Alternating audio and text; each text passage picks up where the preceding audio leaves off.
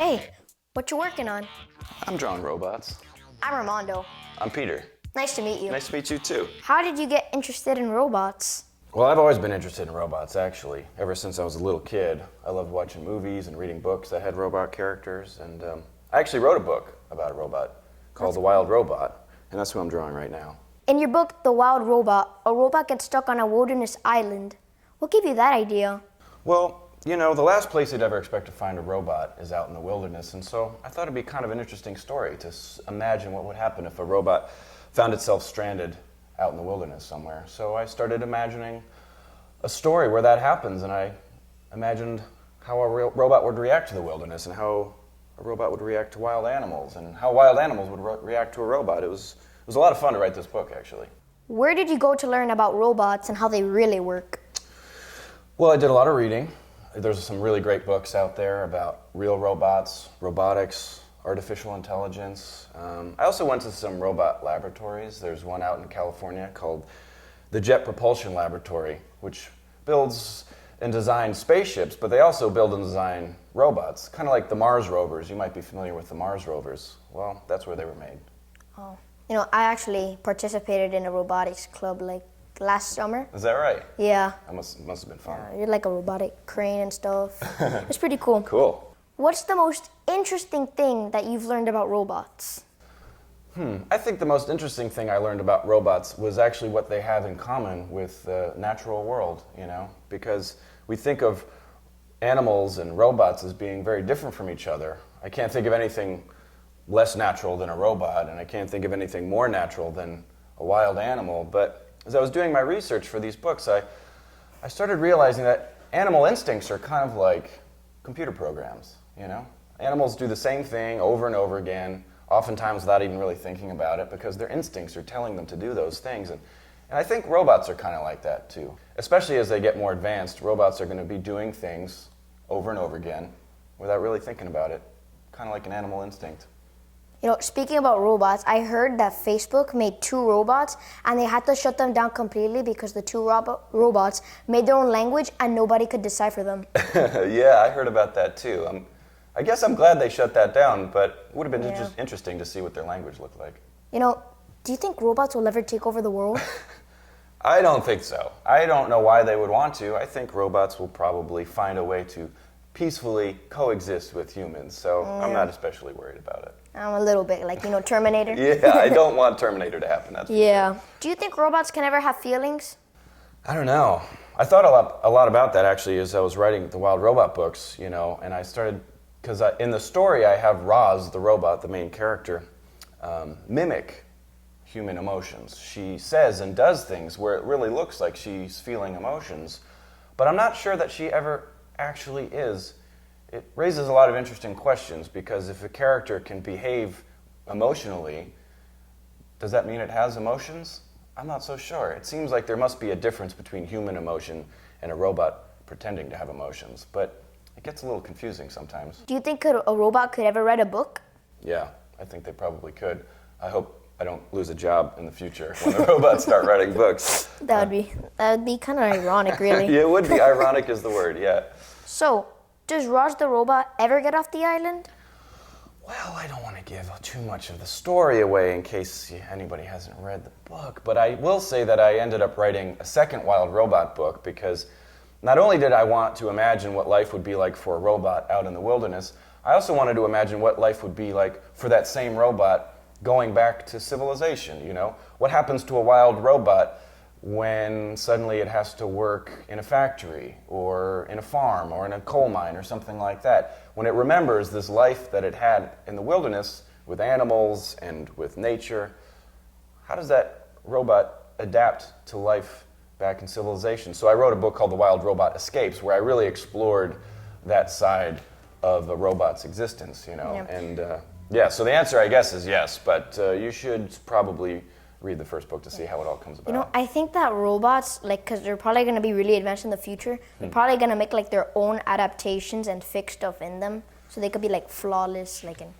Matrix movies and stuff like that. I think robots will get better and better, and there might come a time when robots are so advanced that we let them design their own robots.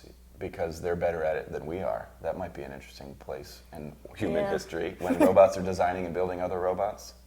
That's kind of like them being human, though. We just sit down and what are we gonna do with them? I know. I mean, in a way, that's robots finding a way to reproduce, which is something that you wouldn't think a robot could really do. But that'll be, I think, quite a ways from now. How do you come up with the perfect name for a character? Well, I don't know. That's a good question. There's a lot of ways to go about naming characters. You know, actually, the name for Roz, the main character in the Wild Robot books, came from another robot story. The first robot story ever told was a play, a science fiction play written about 100 years ago, and it was called Rossum's Universal Robots. And so Roz's full name is Rosum Unit 7134. There's probably thousands and thousands of robots in the world just like her, but that's her particular number. And they're all called Rosum. That's the sort of type of robot that they are, which is a little bit of a tribute to the very first robot story ever, Rossum.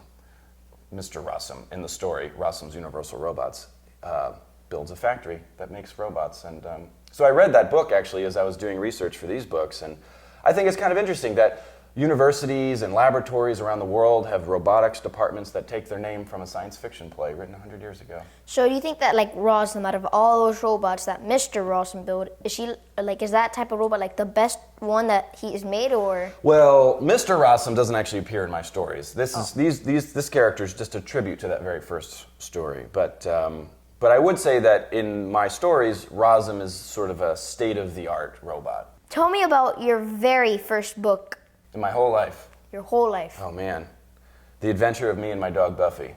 That's what it's called. I made it when I was 6 years old. Oh. And I was inspired because I had a real dog named Buffy when I was 6, and one day he ran away. And I wasn't sure I was ever going to see him again, so I was pretty upset, you know. But I went to bed that night. I didn't sleep very well, and the next morning when I woke up, Buffy was sitting on the front steps. He had returned, and so I felt much better, of course. But I couldn't stop wondering what he had been doing all night long outside by himself, you know.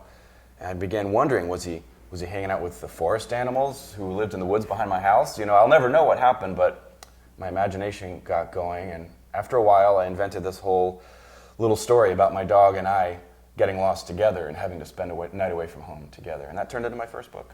That actually sounds like a very good read. It's a fun book, I have to say. I read it to kids all the time when I do visits at libraries and schools and bookstores, and they seem to like the story. Which comes first in your brain, the words or the pictures? Well, it's always different, you know. I make a lot of picture books in addition to chapter books, and some of them start off with words. I might have an idea for a story, so I'll write down a sentence or a few sentences, and other ideas come to me in pictures, but I never really know how it's going to start. But I do know that eventually I get to this point where I'm kind of bouncing back and forth between the words and the pictures, and that's a pretty fun place to be. To be an author and an illustrator is a lot of fun, because I can just see where the story takes me, and if a page needs pictures but no words, I can do that because I'm the author and the illustrator. Or maybe there's a page that needs a whole lot of words and maybe no pictures at all. Usually it's something in between. I really like finding the right combination of words to pictures. That's a fun part of the job. Healthy balance. A healthy balance, absolutely. How did that book help to get you to where you are now? Wow. Well, certainly that was being the first book I ever wrote. My family was very proud of me for writing that book, and so they put it on a bookshelf with all the real books when I was a little kid, you know. So it was kind of a cool thing to walk through the living room and see the bookcase with all these books on it, and there was my book.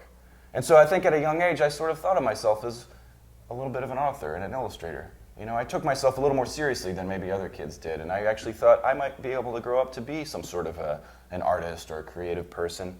And so I think in a lot of ways that first story was the first step on the path that got me to becoming a professional author and illustrator. Do you think writers should start young? Well, I mean, it's nice if they start young, but plenty of amazing writers didn't start until later in life. You know, it's never really too late to start taking writing seriously. But certainly, it doesn't hurt if you start young. It just means you have more practice, you know? Okay. Well, you know, I actually love robots. They're like super cool because like you never know where they go. Like 1 minute they're friendly and then the next second they like a killer update happens, something happens. I don't like those killer updates. I prefer the peaceful updates personally. Yeah, like you know how like there's like a cyborg Superman? Those things are like super, I like cyborgs and like dinosaur, T-Rex things that have robots parts in them. Oh yeah, right. Well, when I was growing up, I watched the Transformers, which were pretty cool, and I think that was a big part of my love of robots from childhood. Had they to are do with pretty those cool. Transformers. That's right, Optimus Prime. Autobots, roll out. Awesome. All right, well, thank you for your time. Thank you, Armando.